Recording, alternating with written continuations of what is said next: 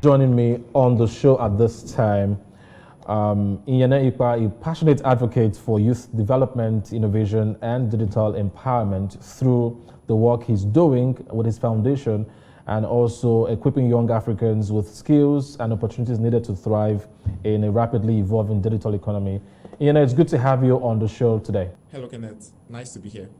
Thank you. Thank you for joining me. Let's jump right into this. You focused heavily on digital empowerment for most of your career. You've been giving back to young people. What skill gaps rather have you noticed, or are you seeing most among young Africans entering the workforce today? Misconception when it comes to skills, right? I think the biggest skill gap isn't anything technical, right? Because the technical skills are there. It's the professional skills that we need to instill in our young people that are learning tech. So young people can learn to code. It's very easy to learn how to code. It's easy to learn how to design.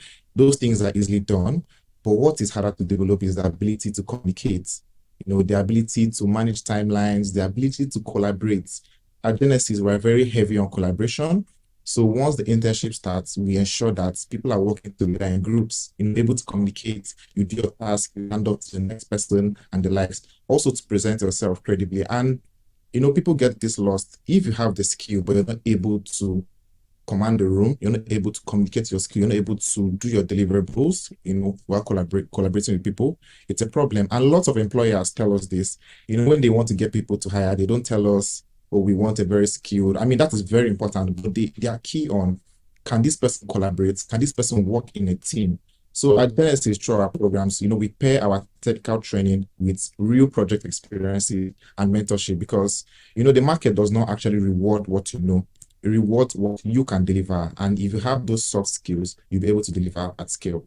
Talk about AI for a bit. Are African schools evolving fast enough for the realities of AI, automation, and the digital economy? I would say no. And I say that with empathy, not criticism, right? Because the curriculum frameworks that our schools currently operate on are a bit obsolete, right? The industry goes faster than, what our institutions keep up with.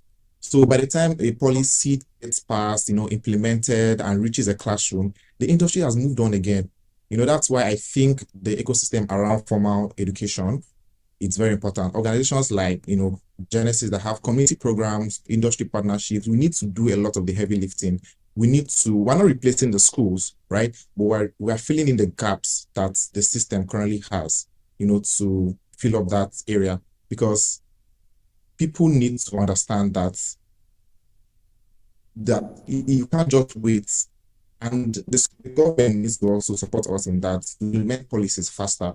But we can't always wait for that. We need more institutions that can step into that gap and train people with skills that are more in demand because there's no point of having a skill if you're not able to earn from that skill. So we need to focus on that. From your humanitarian work you've done so far, from some of the things you're doing, giving back and training young individuals going into the workforce, how deeply does poverty affect young person's ability to learn? It's something that is there because for you to learn a skill, unfortunately nowadays, skills are, you have to pay to learn a skill. Even in school fees are high, learning a skill outside school are also very expensive. So it's a very huge problem. And, we step in, Genesys Foundation, we step in that way. We have free programs. Currently, we have a current program that is training over 1,000 people. And this program is free. We need more programs like this so that these people that don't have the means to, get these skills because they are expensive, they are able to have something to start up with, have a skill, build a career. And it also helps the ecosystem because there's something called giving back. Once you learn a skill, and you start earning from that skill, you give back to your community, you give back to your family, you give back to your environment, and you uplift the people around there. So I think people need to pay more attention to people that are underprivileged, people that don't have the means to access these opportunities, because that way we are reducing crime, because once there's employability, crime rate reduces, and that way the environment feels safer, everybody is happy, and everybody is uplifting each other. So we need to focus more. There should be programs, there should be policies to address people that don't have the means to access these skills. Because once you have a skill, your life changes. And a skill is very important so that we can change the whole community.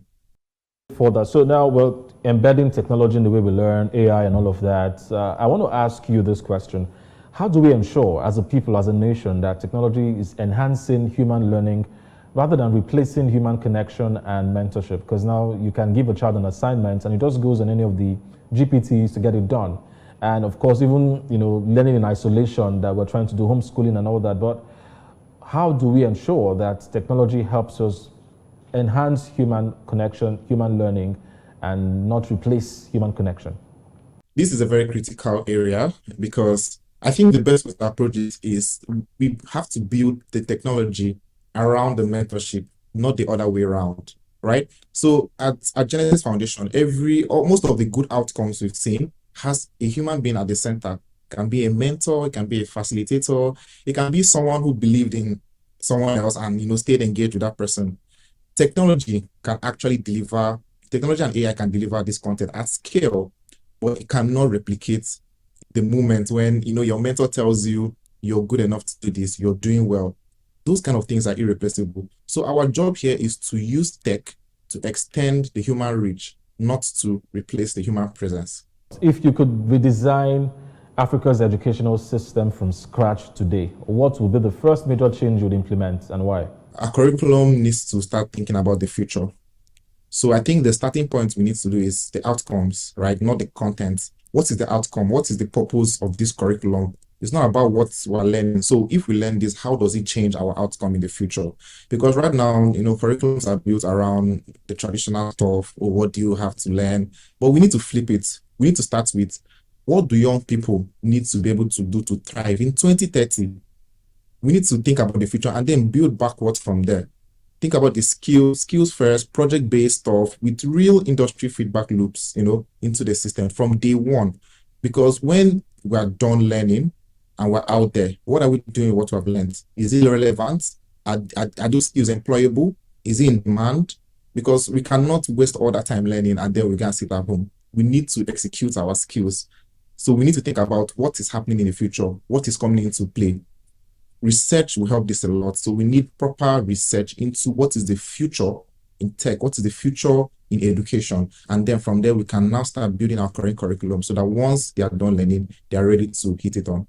I'll just put this to you.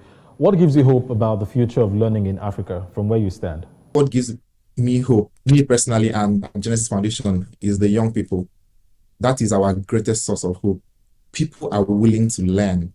People are willing, we have lots of eager people, excited people. Every cohort we run at Genesys Foundation, I see young people who have reasons to be discouraged. It can be power. The power situation is bad. It can be internet. It can be a conducive environment to learn. Those are all blockers affecting people. But, they show up. They build, they ship real work. They make amazing products. They collaborate. So Africa's youth is not the problem. It's the answer. And it just needs a proper structure, a proper system that is worthy of their potential, because these young people, they excite me every day. And when I wake up in the morning, I always tell them that they're the reason I wake up every day. And sometimes it seems like a joke, but it's real because I see how much they're excited to learn. I see how much they're excited to build. These young people deserve attention. They deserve time. They deserve effort. They deserve deliberateness because there's a huge potential in our youth. Thank you very much for your time on the show today. I must thank you for sharing your insights. I look forward to having you back on the show.